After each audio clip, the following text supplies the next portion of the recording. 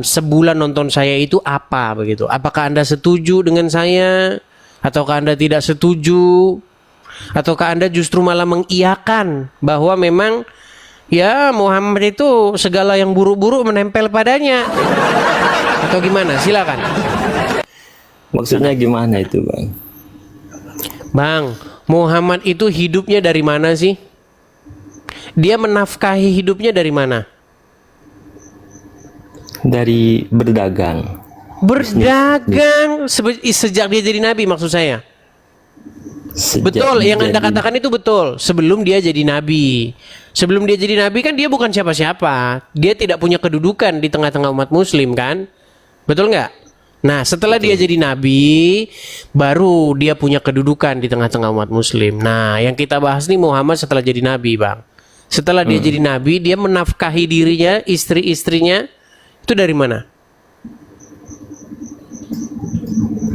Dari ya bekerja, Bang. Kerja dari mana? Bang, Muhammad itu menafkahi dirinya dari merampas. Gimana? Anda tidak tahu selama ini bahwa Muhammad itu seorang perampok? Kok bisa, Bang? Nah, bersungguh nekat yang Bang, selama jadi orang Islam pernah dengar ghanimah nggak? Ghanimah ya pernah. Apa itu ghanimah? Harta jarahan, rampasan. Harta jarahan atau rampasan. Untuk siapa itu harta rampasan? Untuk negara, untuk bukan negara. Kan sejak kapan Muhammad punya negara? bukan negara. Anggaplah suatu organisasi gitu. Iya, untuk kelompoknya Muhammad, untuk orang-orang Islam, para kaum muhajirin dan ansor. Dulu belum ada namanya orang Islam itu, Bang. Agama Islam itu, nama Islam itu baru muncul belakangan. Dulu orang-orang Muhammad itu mereka disebut sebagai kaum muhajirin. Orang-orang yang berhijrah bersama-sama dengan Muhammad karena diusir dari kampung halamannya. Makanya di dalam agama Islam itu kalau kita lihat, kita baca orang diusir, Bang. Oke, apakah Muhammad pergi dari Mekah? Pergi dari Mekah. Iya, apa sebabnya dia pergi dari Mekah?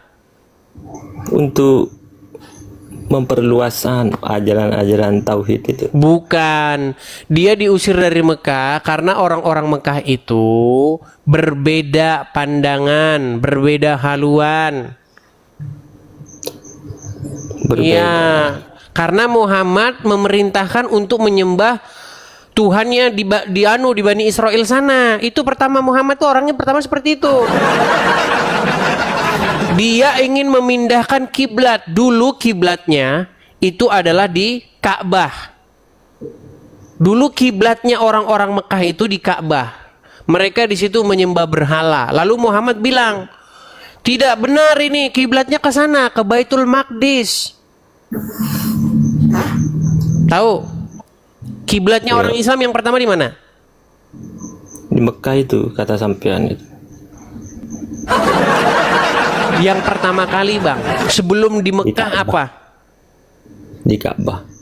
Baitul Maqdis baru. Nah, Baitul Maqdis. Baitul Maqdis itu di mana? Yerusalem, di Palestina. Yerusalem. Jadi Muhammad mengajak menyembah ke arah Yerusalem. Makanya dia diusir dia dari Mekah itu. Dia pergilah dari Mekah ke Madinah. Nah, di Madinah dia berjumpa dengan orang-orang Wahyudi, berjumpa dengan orang-orang Nasrani. Tidak dianggap dia sebagai nabi. Nah, ketika orang-orang Yahudi dan orang-orang Nasrani menganggap dia nabi-nabian, bukan nabi, dianggap dia itu nabi-nabian. Ketika dianggap nabi-nabian, sakit hatilah Muhammad. Akhirnya apa? Muhammad dengan kaum muhajirin dan kaum ansor itu memindahkan lagi kiblatnya. Nampaknya tidak ada harapan kita menggait ya, mencari dukungan dari Yahudi dan Nasrani. Kita pindahkan saja kiblat kita, pindahin lagi ke Ka'bah. Tapi Ka'bahnya diserang dulu pada peristiwa Fathul Makkah. Nah, setelah Ka'bah dibersihkan, baru akhirnya dijadiin kiblat lagi. Iya, dari penyembah berhala ke penyembah berhala. Begitu. Cuman dulu berhalanya banyak. Dulu ada 360 berhala di situ. Nah, sekarang tinggal satu, namanya Hajar Aswad. Gitu, Bang. Itu sejarahnya. Makanya belajar agama Islam, Bang. Coba ketika orang Islam naik haji, bener nggak mereka tangannya begini nih? Labbaik Allahumma labbaik, betul nggak? Saya belum pernah jadi, Bang. Ya kan nggak perlu harus jadi ke sana biar tahu. Tidak perlu kita harus ke sana supaya tahu, nggak perlu. Tapi tahukah Anda bahwa mereka mengucapkan gitu, labbaik Allahumma labbaik? Tahu. Apa arti labbaik Allahumma labbaik? Menurut Abang apa itu? Anda saya tanya kok, kalau tidak tahu bilang tidak tahu. Tidak tahu ya, saya tahu. Tidak tahu, itulah Anda sebab Anda masih Islam. Baik. Arti labbaik Allahumma labbaik itu artinya adalah kami memenuhi panggilanmu wahai Allah. Jadi sambil mengginikan tangan ke arah Hajar Aswad, kalian mengucapkan kami memenuhi panggilanmu. Panggilannya siapa? Ya panggilannya itu. Hajar Aswad itu. Makanya kalian cium-cium dia. Kalian cium-cium itu. Kami memenuhi panggilanmu. Panggilan siapa? Panggilan dari Allah. Nah, sangat diduga keras, sangat diduga keras bahwa Allah itu adalah Hajar Aswad. Ada hadisnya bahwa Hajar Aswad adalah tangannya Allah. Hajar Aswad itu adalah tangannya Allah. Anda tahu? Tidak tahu, kata siapa itu? Tidak tahu, kata Muhammad. Muhammad yang bilang.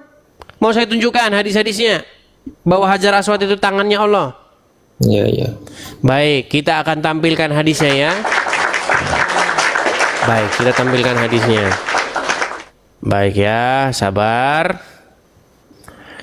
Kita akan tampilkan hadisnya.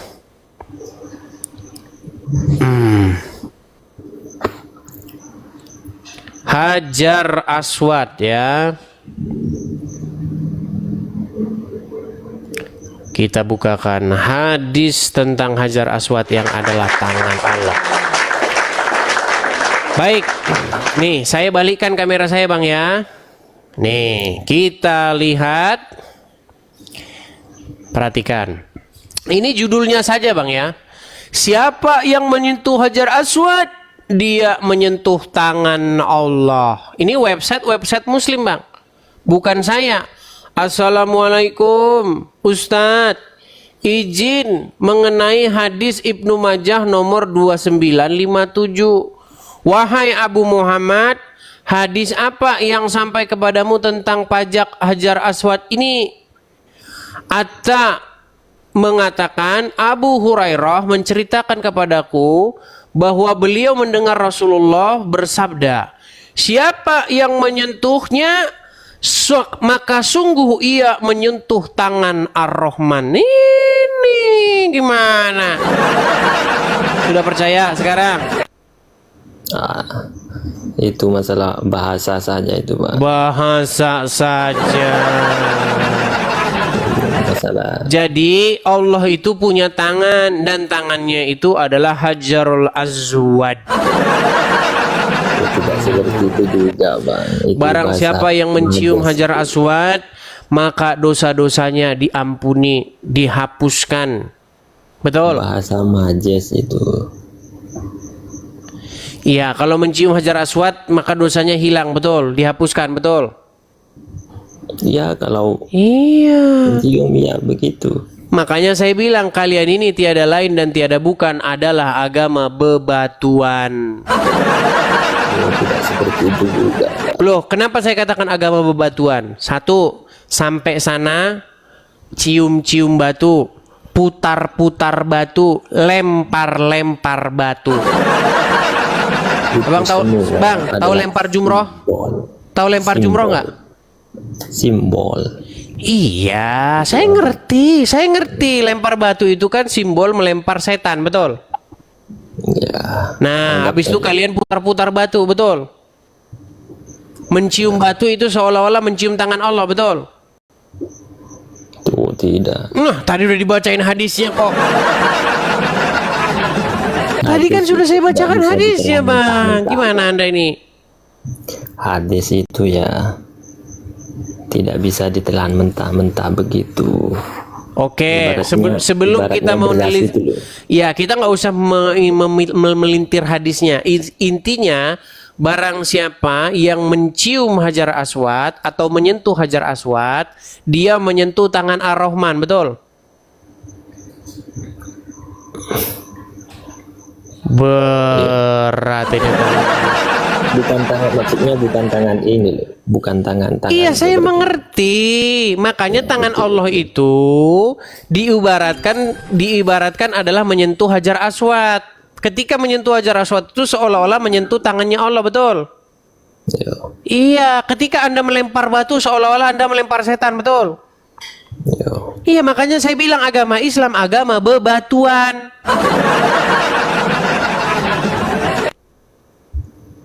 Betul nggak agama bebatuan? Maksudnya agama bebatuan itu Iya, gimana? serba batu. Oh, kalau maksudnya agama bebatuan serba batu, ya terserah, monggo terserah sampean itu. Gimana kok terserah saya sih? Gimana ini? Betul apa tidak? Kalau Loh. definisi lo, sebentar. Kan semuanya batu sungguhan. Hajar Aswad batu sungguhan. Iya, maksudnya begini. Ini aja dah. Kalau Apa yang sih apa arti Hajar Aswad? batu hitam, Batu hitam. Berarti batu sungguhan nggak? iya batu. Batu sungguhan. Apa arti lempar jumroh? Ya melempar itu Apa yang dilempar? batu. Batu sungguhan nggak? Iya batu. Dengan batu sungguhan nggak? Batu sungguh. Iya. Ketika bertemu dengan kuburan Abu Jahal di sana, lempar batu juga nggak? Melempar. Iya. Makanya saya bilang agama Islam adalah agama bebatuan. Karena kan begitu. Karena Anda mendefinisikannya itu Oke, Anda pernah mendengar nggak cebok pakai batu? pernah. Iya, tambah lagi batunya kan? Iya bisa dikasih. Iya, makanya saya bilang bebatuan. Makanya saya bilang Muhammad hobi sama batu. Oh, gimana? Pernah dengar tidak? Pernah dengar istilah bahwasanya kalau Muhammad lewat, batu-batu saja akan memuji Muhammad. Pohon kalau yang saya Iya, pernah dengar itu pohon-pohon, pohon. daun-daun, batu-batu memuji Muhammad. Iya. Nah. Bahkan bukan cuma Muhammad. Gimana? Memintakan ampunan kepada kita semua seluruh alam. Seluruh alam semesta akan memuji Muhammad, betul? Bukan cuma Muhammad, tetapi orang-orang yang menuntut ilmu juga. Siapa? berdoa. Mana dalilnya? Mana dalilnya? Loh, ada itu. Oke, siapa orang-orang yang menuntut ilmu? Sebutin Iya, satu. pokoknya. Pokoknya. Siapa saja orang yang menuntut ilmu Akan dipuji. bukan akan dipuji, dimintakan ampun kepada Tuhan yang Maha Esa. Ini nggak nyambung. Kita berbicara mengenai Muhammad dipuji-puji, dipuja-puji oleh seluruh alam, oleh pohon-pohon, oleh pohon kurma, oleh batu, oleh umat Tidak. Muslim, betul? Tidak betul itu. Tidak betul, gimana? Bukan. Katanya sampean kan seluruh alam tuh. Abu Jahal tidak memuji. Abu Lahab juga tidak memuji. Maksud saya orang-orang Muslim, betul? Oh iya pasti. Iya, orang-orang Muslim memuji Muhammad, betul? Ya.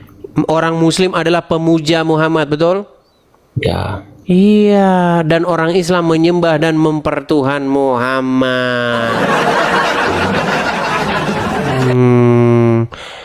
Makanya saya bilang, jangan kau menuhankan manusia.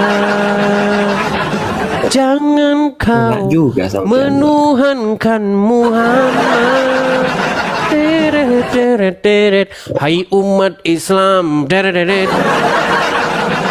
Mengapa kau tuhankan Muhammad? Wah, gimana sampean, Bang? Jadi janganlah Anda mempertuhan anaknya Aminah. Dia sudah meninggal. Janganlah kalian minta-mintakan lagi kepada dia sesuatu. Muhammadku, Muhammadku, dengarlah seruanku. Gimana? Emang dia sih bisa mendengar? Benar juga. Iya benar, ya benar. Karena saya sudah 13 tahun belajar agama Islam. Ketika saya 13 tahun belajar agama Islam, kesimpulannya adalah setiap orang yang mempelajari agama Islam pasti akan meninggalkannya. Bang, Muhammad masih hidup atau sudah meninggal? Kalau jasadnya itu meninggal, tapi ruhnya, jiwanya itu masih. Oke, berarti kalian berseru-seru kepada roh arwahnya Muhammad, betul? Ya. Iya, jadi penyembah arwah siapa? Nggak tahu. Nah, nggak tahu. Ya Rasulullah, salamun alaik. Betul nggak? Ya. Ya Rasulullah, betul. Betul. Ketika kalian mengucapkan ya Rasulullah, ya Muhammad, Muhammadku, dengarlah seruanku, kalian berbicara kepada siapa? Jadi hati kita itu, jiwa Bang, berbicara kita kepada siapa?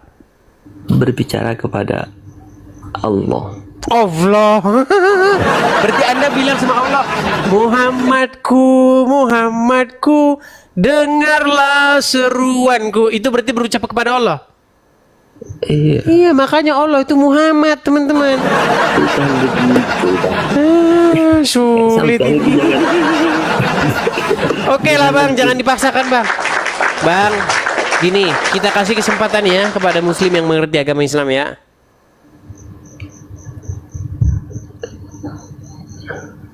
Atau anda siap mau meninggalkan agama Islam? Karena Bang, nyaman. Percayalah kepada saya Bang, kalian Begini, itu Bang. memuja-muji Kalau masalah agama, manusia begini, yang Bang. namanya Muhammad. Bang. Padahal Muhammad saja itu untuk dikatakan manusia yang normal saja tidak bisa. Bang. Loh, Begini, gimana Anda ini? Bang, Begini. Bang, apa Mohon maaf, yang mau Anda contoh dari Muhammad coba? Kebaikan Muhammad apa yang mau Anda contoh dari Muhammad? mengajarkan apa? Apa yang Muhammad ajarkan? Mengajarkan kebaikan. Apa? Contohnya apa? Contohnya, kalau dari bangun pagi ya, kita dianjurkan untuk bangun pagi itu langsung untuk mengingat Tuhan yang Maha Kuasa. Mengingat apa dari mengingat itu yang didapatkan? Loh, kan kita pergi Gimana caranya mengingat? wudhu Oke, itu ketika Anda berwudu ambil air, betul? ambil air, betul. Kemudian Anda beristinsar, tahu beristinsar? Itu kan masalah Memasukkan air ke hidung, menghirupnya. Iya, maksudnya itu masalah-masalah yang Iya, itu cara mengingat Allah itu begitu. Ambil air, serut 3 kali. bukan begitu, Bang. Sebentar, saya tanya dulu. Tahu nggak? Anda ketika wudhu mengambil air nggak? Ambil air. Oke, Anda masukkan tidak ke lubang hidung? Itu sunnah, Bang. Anjuran Ya. itu kalau Kenapa? untuk Kenapa dimasukkan ke lubang membersihkan hidung? kotoran kotor. Untuk membersihkan kotoran itu. Salah. Untuk membersihkan tempat tidur setan. Terserah. Karena setan tidur di situ bermalam di lubang hidung. Yang dimaksud setan itu mungkin adalah kuman-kuman begitu, Pak. Kuman-kuman kok setan. Anda, Makin berat saudara-saudara. iya betul ini, Pak. Syahrul, menurut hadis, betulkah setan tidur di lubang hidung orang Islam? Saya kurang mengerti kalau itu. Iya, kamu banyak gak ngertinya. Menurut Muhammad, setan-setan itu tidur di lubang hidung orang Islam. Bahkan saya sudah ciptakan. Bukan saya sebenarnya yang menciptakan ini teman-teman. Ini teman garap lagu. Kemudian saya suka lagu ini. Dan dia apa namanya? Lagunya itu saya ambil, ya teman-teman ya. Nah, hak ciptanya dikasih dia itu ya. Hak ciptanya kasih dia. Nih, lagunya udah jadi, Bang. Perhatikan, perhatikan.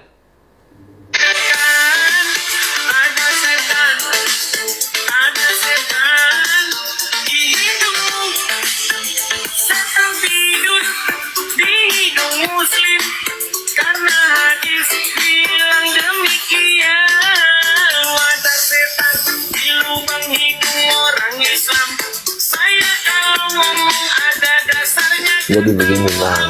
Ada setan Kita sih mau diskusi apa mau gimana? di lubang hidung Mau salah-salahan ada setan. atau kita mau hidup bergantinya?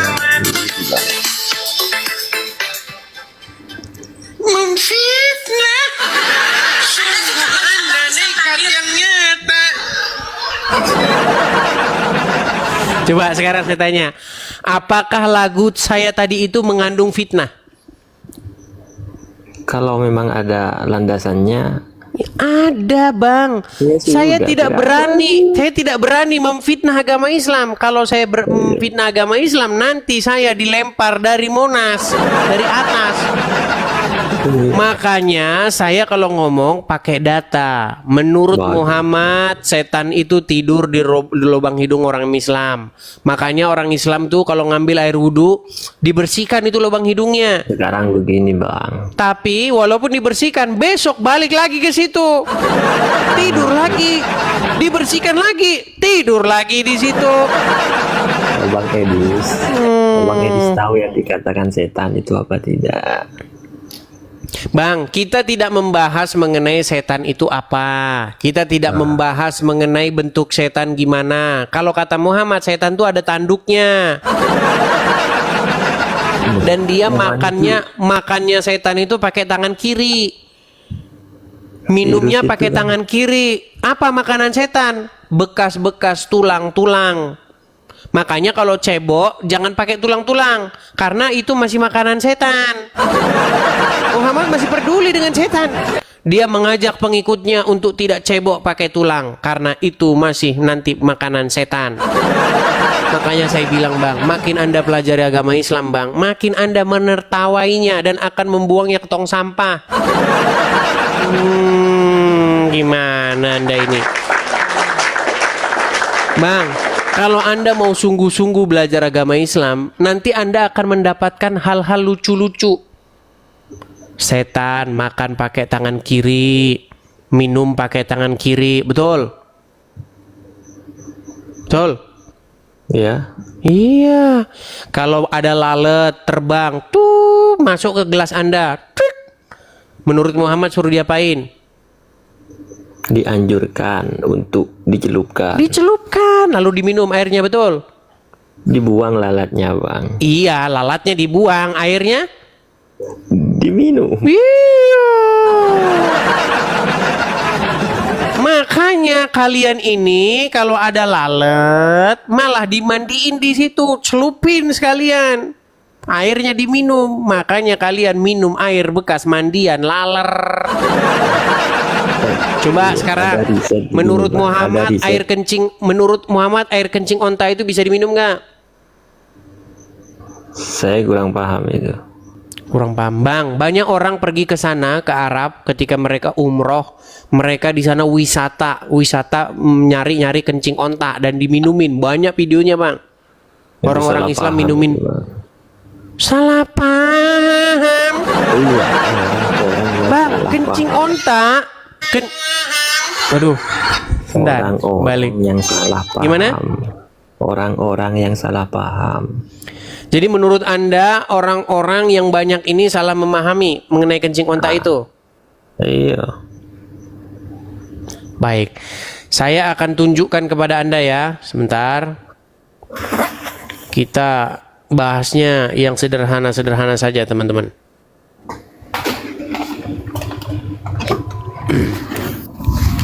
Nih ya, Anda dengarkan ini. Apakah kencing onta itu adalah boleh diminum dan ada hadisnya? Ya, kita akan putarkan ya teman-teman ya. Ini pernyataan dari seorang ustadz. Perhatikan ini Bang, ya. Bahkan sudah banyak orang jual kencingnya di sana Bang. Mana ini? Kencing-kencing onta nih. Baik, kita putarkan ya Bang ya. Bentar. Dijadikan obat. Bentar, Bang. Apakah air kencing unta boleh dijadikan obat? Benar. Benar. Hadisnya sahih. Riwayat Bukhari. Ya. Nabi SAW menyebutkan dalam hadis bahwasanya kencing unta itu ya boleh diminum. Nah. Makanya, Bang, kalau Anda belajar ajaran Muhammad memang kayak begitu. Oh. Orang-orang yang salah paham itu. Salah paham gimana? Oke lah Bang, ya Anda belajar dulu lagi. Oke? Siap ya? Nanti belajar yang banyak dulu, baru nanti naik ke sini lagi. Nanti banyak yang inbox saya. Kamu kok beraninya ngadepin orang-orang macam begitu? Beraninya kamu sama orang-orang awam katanya. Tapi yang inbox begitu, saya Ajaran heran Muhammad mereka nggak berani naik. Ajaran Muhammad itu kan memang mengangkat dari jahiliyah menuju alam ilmiah. Bang, ajaran Muhammad itu ya berisi ajaran-ajaran yang tidak masuk akal. Contohnya kencing, Bang. Anda tahu kencing itu apa sih? Kencing itu adalah sisa-sisa atau sampah tubuh, sampah metabolisme. Setuju? Yo. Nah, pertanyaan saya, itu kotor nggak? Iya kotor Bang. Kotor. Nah, menurut Muhammad, kencing onta, ini onta loh, bukan manusia, onta. Hewan, kencingnya hewan, itu menurut Muhammad boleh diminum. Dan banyak orang-orang muslim pergi ke sana, mereka tamasya, kencing unta. Akibat apa Bang? Akibat ngikutin Muhammad. Makanya saya bilang berhenti, stop. Kalian itu mengikuti Muhammad, stop. Itu masih mending Bang kalau cuma minumin kencing onta. Kalau bawa rangsel ke Mabes Polri gimana? Anda tahu nggak beberapa orang ditangkap oleh karena ke Mabes Polri bawa rangsel, bawa pistol. Anda tahu? Tidak tahu. Ini yang selama ini Anda yang nonton ngadu ayam ya gimana mau tahu? Ganti tontonan Anda. Tontonanmu ganti dulu. Jangan tontonanmu ngadu ayam. Gimana Anda ini? Memang Oke, banyak begitu saja adu ya Bang ya. ayam. Kita kasih kesempatan kepada muslim yang lain ya. Oke. Semoga Abang Edis mendapat hidayah. Buset dah. Sungguh nekat yang nyata Anda mengatakan begitu sama saya Bang. Justru yang saya itu kepada dirimu sendiri Anda katakan, semoga saya mendapatkan hidayah, berpindah dari kesesatan menuju kepada jalan yang terang. Apa kata Tuhan Yesus Bang? Akulah jalan dan kebenaran dan hidup. Makanya datang kepada Yesus Bang, untuk mendapatkan pencerahan, untuk mendapatkan kecerahan, terang benderang. Akulah terang dunia. Barang siapa yang datang kepadaku, ia tidak akan berjalan dalam kegelapan.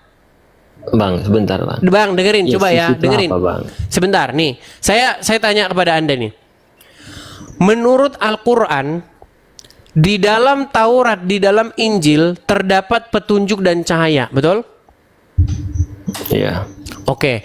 Kenapa orang Islam tidak punya Injil di rumah?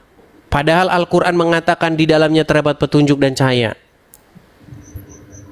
Karena di dalam Al-Quran itu sudah lengkap sebetulnya bang. Oke, kalau dalam Al-Quran sudah lengkap, saya pegang omongan Anda ya. Saya pegang omongan Anda. Di dalam Itu dalam tanda Al-Quran kutip, sudah ya. lengkap. Bang. Dalam tanda kutip. Dalam tanda kutip sekarang. Tadi katanya lengkap, sekarang dalam tanda kutip. Bang, ingat pertanyaan saya tadi apa? Kenapa umat Muslim tidak memiliki Taurat dan Injil di rumahnya? Anda katakan karena Quran bagi kami itu sudah lengkap, betul? Baik, kita ke statement Anda. Anda sunat? Sunat. Oke, di Quran mana ada perintah sunat? Memang tidak ada perintah. Terus Anda sunat ngikutin siapa? Ngikutin mbah-mbah saya sebetulnya. Mbak saya.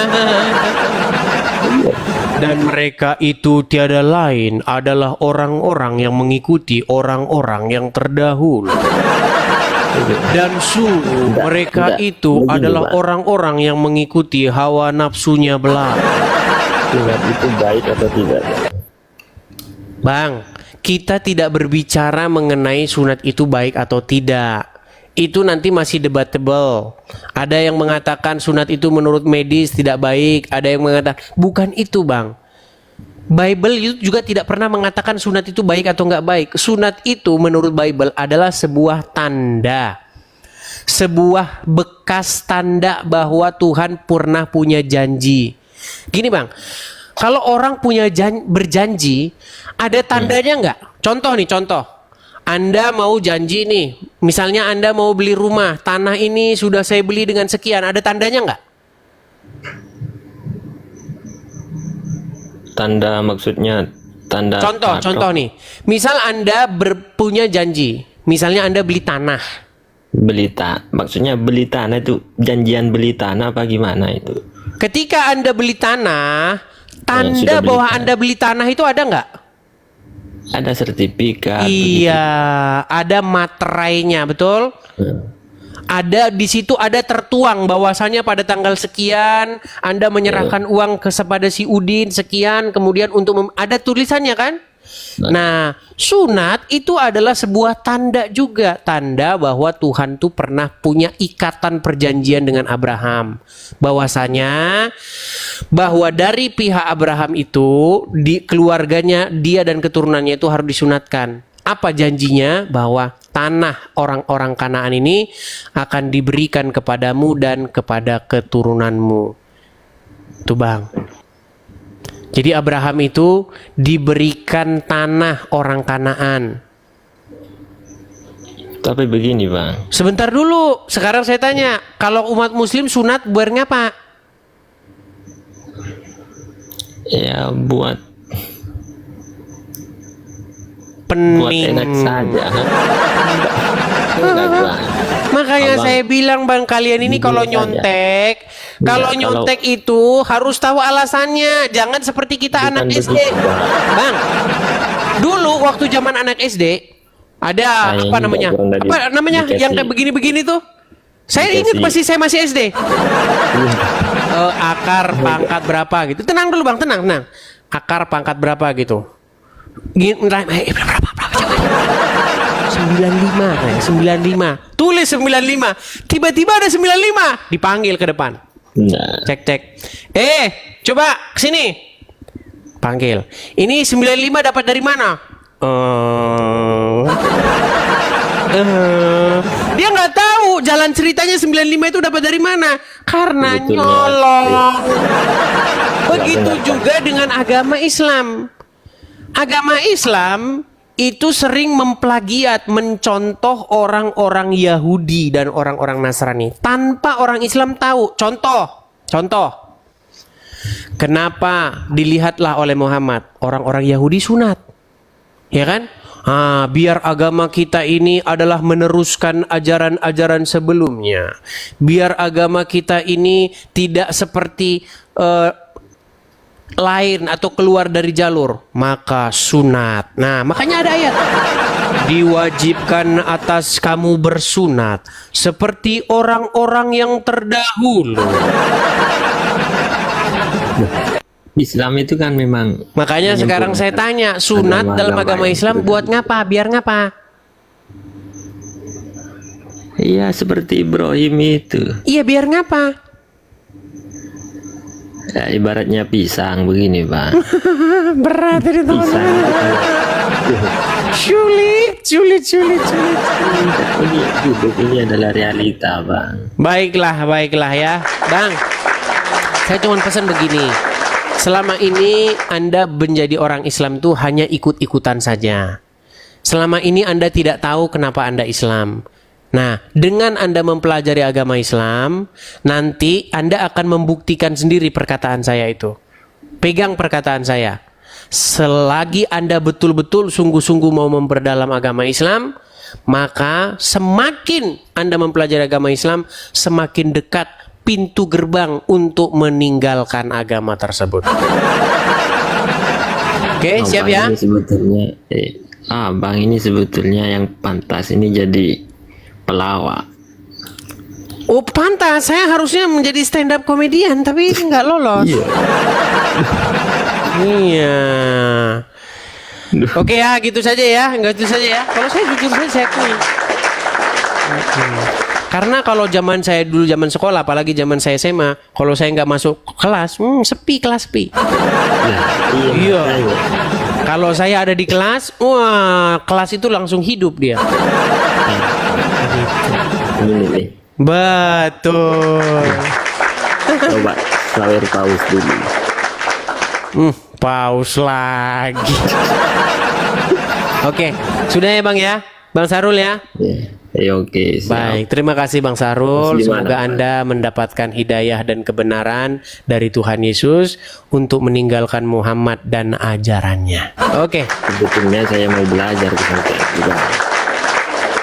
Bang, keluar dulu dari agama Islam, baru belajar agama Kristen. Bukan begitu, Bang. Kalau Anda masih agama Islam, nanti masih apa namanya, kerak-kerak untuk berpikir waras tuh masih nempel di sini. Kan begitu.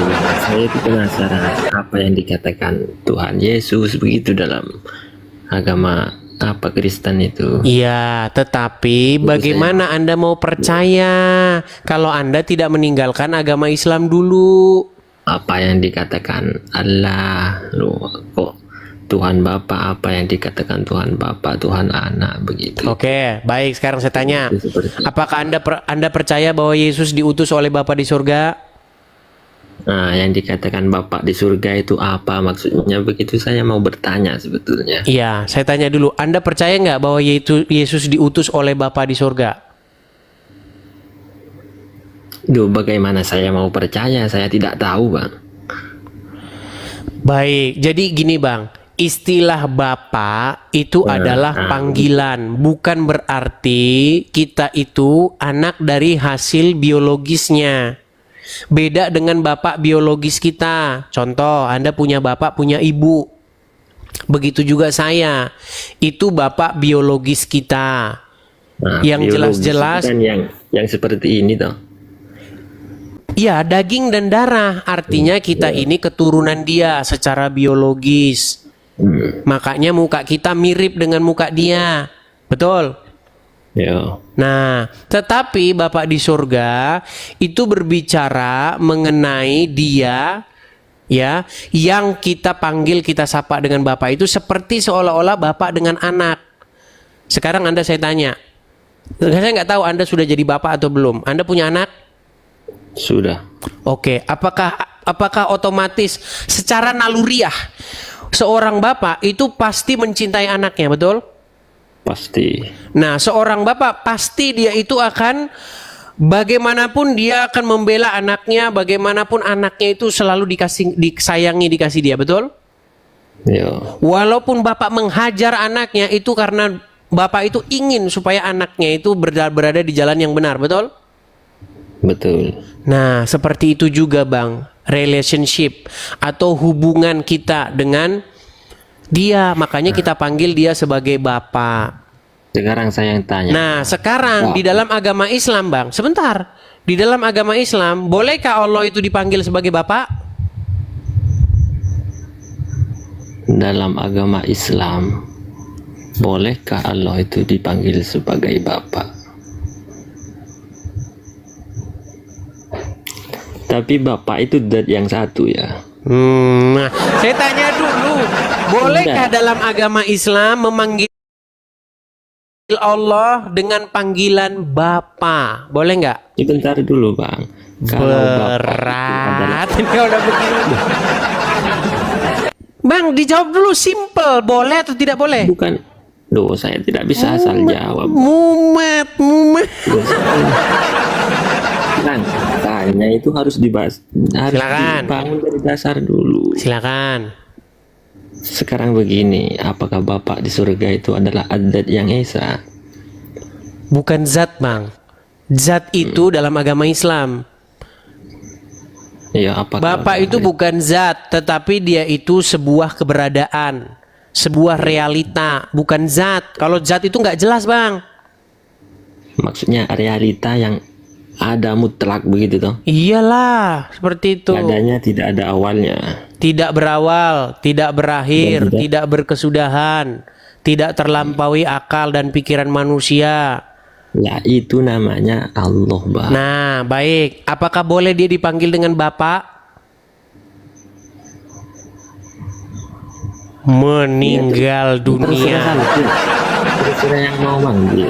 Enggak, dalam agama Islam boleh nggak dia dipanggil dengan Bapak? Ini takut menjadi fitnah. Takut menjadi fitnah. Itu. Takut, nanti takut penistaan agama.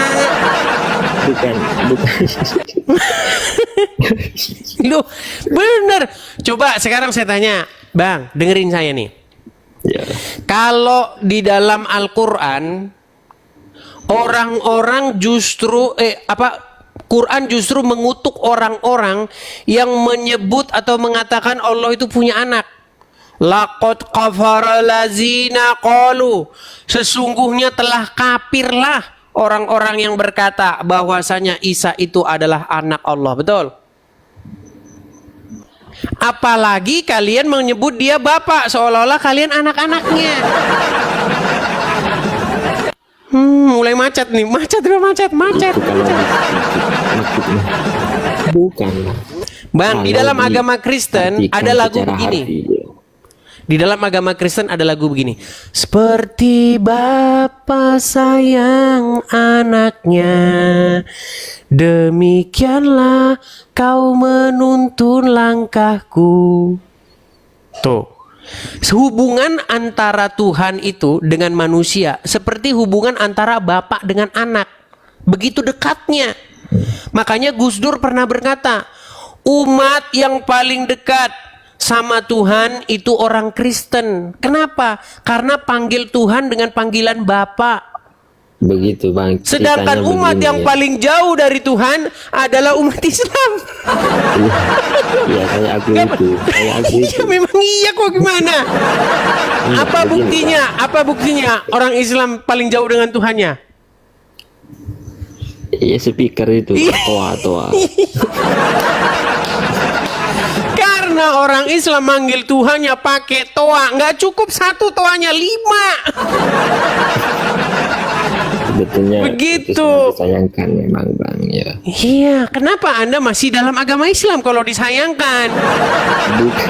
Itu bisa diatasi sebetulnya itu Bang, bisa diatasi. Diatasi gimana? Sudah berapa orang minta supaya toa dikecilin? Ibu Meliana di Bagan Siapi-api di Pekanbaru di Medan sana, dia bilang, "Pak, Bu, tolong kecilin itu toa."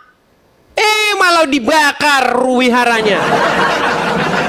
Makanya saya bilang umat Islam tidak waras lagi. Bukan, Gimana? jangan memukul rata lah, Bang. Kok jangan memukul rata, Bang? Justru kalau Anda sekarang gini, percaya nggak Anda? Kalau Anda bilang, oi, toa kecilin, apa yang terjadi kepada Anda nanti? Caranya itu yang salah, Bang. Kok caranya salah? Terus gimana bilang? Pagi-pagi jam 4 orang masih tidur enak-enak, udah.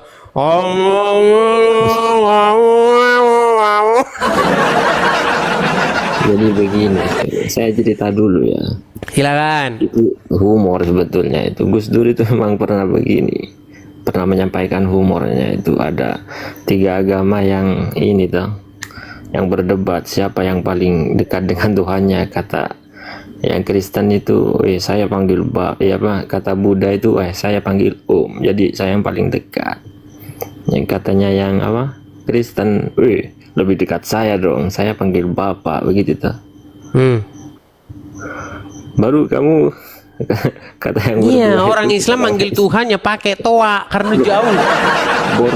boro-boro mau dekat, panggilnya saja harus pakai toa. Ya itulah kalian. Dan berapa banyak Itu kasus, Bang? kritikan itu. Coba Kritikan berapa yang banyak kasus orang minta supaya suara toa dikecilin. Apa yang terjadi? Malah dia dipersekusi. Bahkan artis-artis tuh pagi-pagi sudah zaman era digital, sudah punya waker sendiri, sudah punya alat untuk membangunkan diri sendiri. Sama orang Islam trung. Bangun. Kenapa sih kalian senengin berisik-berisik? Sebetulnya kalau kita hidup Demo bernegara, di Monas tetangga lah, begitu dah. teriak-teriak halal, inilah darah halal, produk boykot. Bang, kenapa saya setiap ngelihat orang Islam, Bang, setiap dia sedang mendemonstrasikan ajaran agama Islam, pening pala saya, Bang, pening. Jadi begini, Nggak Lebih pernah enggak. saya lihat sesuatu yang positif. loh, Makanya Anda saya itu sarankan bukan begitu, yang Bang. beragama Islam cukup KTP kalian saja, orangnya jangan. negatif thinking, Oh, negative thinking. Bang, sekarang saya tanya, kalau di bulan puasa ada nggak Anda lihat orang-orang mecah-mecahin etalase, membenjungkar balikkan rumah-rumah makan di bulan puasa? Ya mungkin ada, tapi Mungkin faktornya ada. tadi. Nah, itu rumah makannya dia, jualan di tempatnya dia. Dan dia menjual itu sama orang-orang yang nggak puasa. Kecuali dia jualannya di depan rumahmu, di masjidmu dia jualan. Jadi begini, Baru Anda usir, pergi kamu dari sini. Ini Begini, Bang. masjid saya, ini ngapain kamu jualan di sini? Kalau Coba. itu boleh, masuk Coba akal. dengarkan dulu ini. Itu berapa persen kejadian itu dari total keamanan Indonesia Bang, ini? Coba berapa setiap bulan puasa saya selalu lihat banner-banner, Bang. Dan banner itu dipasang bukan perorangan, Bang. Misal dalam satu kampung atau satu wilayah, Anda hanya punya satu suara masang banner. Waktu Anda masang, Anda udah diturunin orang. Ngapain lu pasang-pasang itu? Justru ketika banner itu dibuat, itu pasti sudah ada rapat dulu, rapat RT, RW, semua setuju, pihak-pihak setuju, baru kita cetak banner gede-gede. Ya, hormati kami yang lagi puasa. Kami lagi puasa nih, lu ngerti nggak nih? Gua umumin di atas tower, gue lagi puasa. bentar dulu, Bang. Itu ajaran orang Islam. Abang ini kok tambah lucu, tambah malah. Loh, berbeda jauh, Bang, dengan apa yang diajarkan Yesus. Kalau kamu berpuasa, Saya pengen maka menyampaikan cucilah begini, Bang. mukamu, minyakilah rambutmu. Jangan kamu berwajah muram, berwajah masam, seperti orang-orang munafik yang pengen pengen dilihat orang kalau dia lagi puasa. Tolong hargain gue lagi puasa nih, gue ancurin warung lo. Itu. Jadi begini Bang, Islam itu tidak bisa diwakilkan oleh pihak. Islam itu maknanya Halu nih, udah mulai ngantuk Bang. Nampak mata Anda sudah sayup-sayup Bang, sudah 5 watt. Pupil sudah mulai mengecil. Gimana? Tidak bisa Islam itu tidak bisa apa tadi kata Oke saya. lah, baiklah. Orang-orang sudah pada demo, udah pada teriak tuh di bawah. Turunkan. Nah. Oke Bang ya, saya rasa itu saja dulu. Besok kita lanjut lagi. Saya harap besok kalau Anda naik, Anda sudah membawa ilmu ya. Jangan Anda naik ke sini cuman membawa halusinasi yang dalam, oke? Baik, terima kasih Bang Sahrul. Saya turunkan. Semoga Anda mendapatkan hidayah. Sungguh nekat yang nyata.